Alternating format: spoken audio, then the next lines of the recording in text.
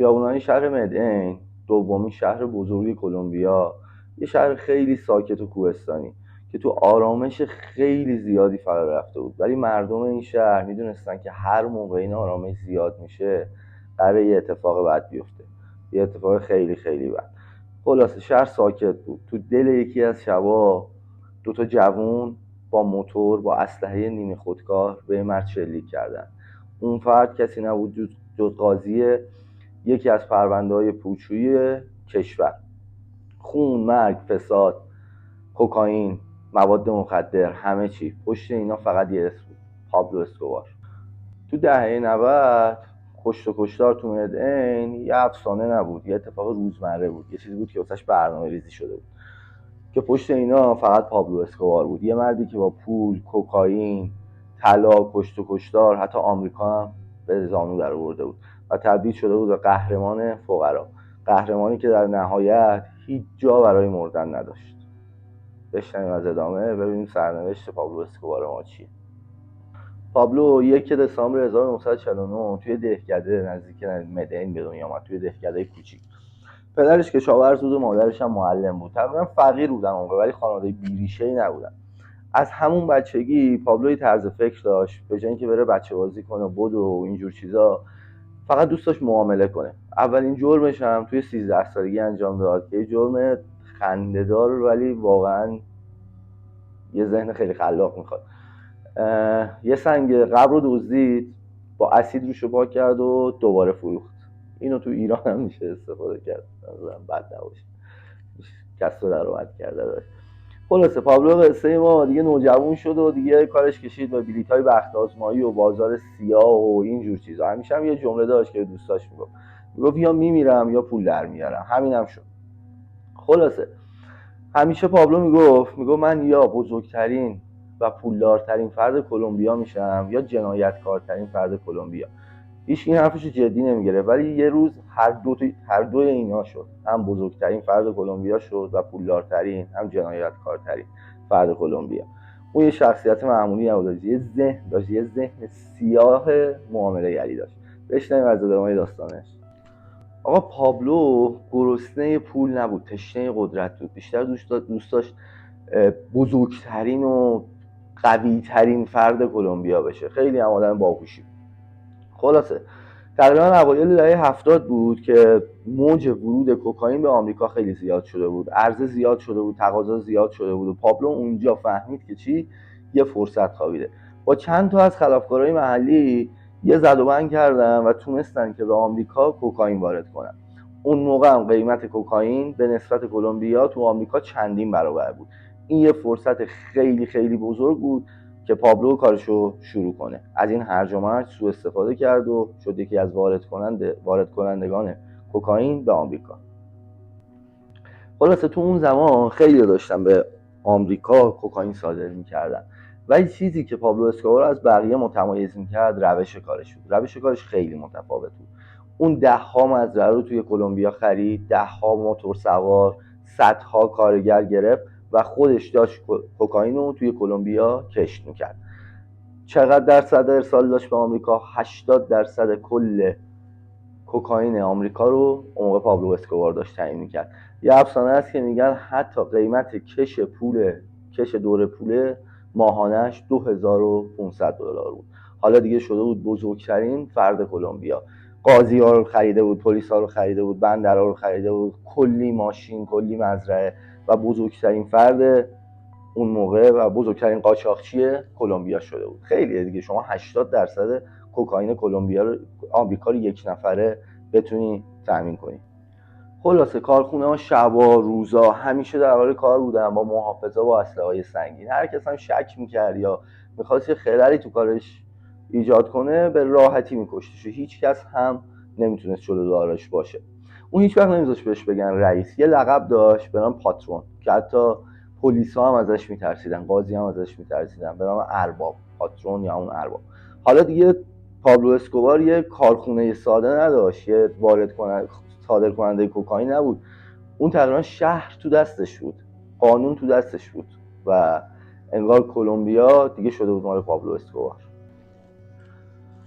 آقا حالا پابلو اسکوبار شده بود بزرگترین و قدرتمندترین فرد تو کل کلمبیا و پولدارترین، ولی کم کم که تو این مسیر رفت خودش متوجه شد پول فقط کافی نیست که بخواد ازش استفاده کنه که به مردم حکمرانی کنه.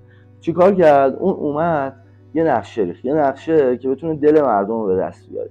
شروع کرد به مردم پول دادن، مدرسه ساختن، کمک کردن به فقرا، کشاورزا رو تقریبا زمین واسهشون خرید، کلی کمکشون کرد و دل مردم رو به دست آورد. ولی یه چیزی انتظار داشت، اینکه اگر من دارم کمکتون میکنم یا دوستمید یا سرباز منید یا دشمن منید. اون دیگه شروع کرده بود از خریدن قضات و پلیس و اینجوری چیزا، هیچ چیزی جلو راهش نبود. یه جوری شده بود رابین هود مردم کلمبیا و خیلی محبوبتر از قبل شده بود. هم پول داشت، هم قدرت داشت، هم مردم دوستش داشتن. یعنی همه چیزایی که نیاز داشت رو داشت که یه امپراتوری خیلی قدرتمند بسازه که بتونه باهاش به مردم کلمبیا و کل کلمبیا حکومت کنه. هیچ کس هم جلودارش نبود. هر کسی که جلودارش بود به راحتی کشته میشد.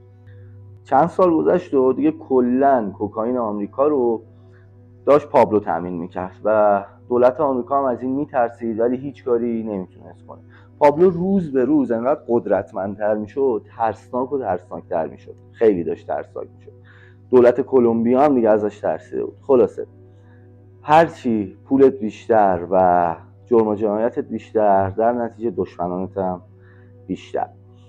دولت ایالات متحده آمریکا و کلمبیا و چند تا کشور دیگه تصمیم گرفتن که پابلو اسکوبار رو زمین بزنن، ولی خب این هم برنامه خودشو داشت. به زودی سقوط امپراتوری پابلو نزدیک بود، چون چند تا کشور با هم متحد شده بودن که کارو یه سره کنن.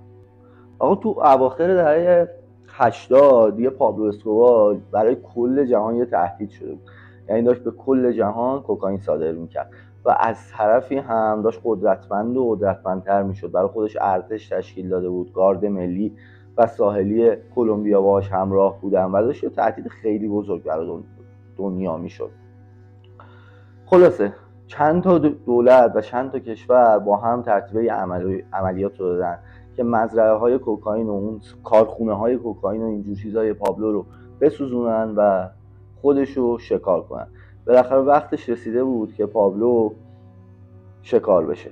خلاصه اون خودش قدرت داشت، ارتش داشت، ولی این چند تا کشور یه برنامه‌ریزی دقیق کرده بودن که بیان بالا سر پابلو شکارش کنن. خلاصه یه عملیات خیلی بزرگ و سراسری از CIA گرفته تا ارتش کشورهای مختلف به نام پالومو که پابلو اسکوبار رو دستگیر کنن. خلاصه پابلو شکست خورد و فرار کرد. چند سالی فراری بود و تقریبا داشت مبارزه میکرد با افرادش. و فراری به اون منظور که نه که داشت این ور اون ور فرار میکرد، از دست دشمناش داشت فرار میکرد. دشمناش هم زیادتر شد ولی داشت مبارزه میکرد. ولی تو 22 دسامبر 1993 تو مدلین توی جنگ خیابونی کشته شد. خلاصه این پایان پابلو بود، پابلو اسکوبار بزرگ.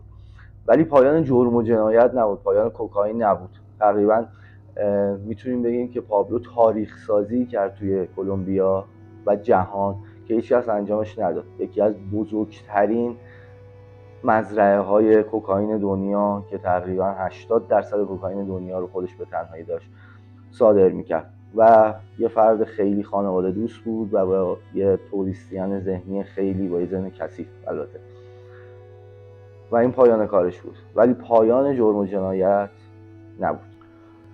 ولی مرگ پابلو اسکوبار باعث شد که برای خیلی غمگین بود این مرگ، چون که اون با کارهای فرهنگی و کارهایی که کرده بود بین مردم، ساخت مدرسه و اینجور چیزا، تقریبا یه محبوبیت خیلی زیادی بین مردم پیدا کرده بود و برای خیلی قهرمان بود و تقریبا کلی سریال و فیلم و اینجور چیزا و داستان از سرنوشت پابلو اسکوبار به وجود اومد که حتی الان بعضی از سازمان‌هایی که توی آمریکا، چین و اینجور موارد هستن، بعضی از مافیاهاشون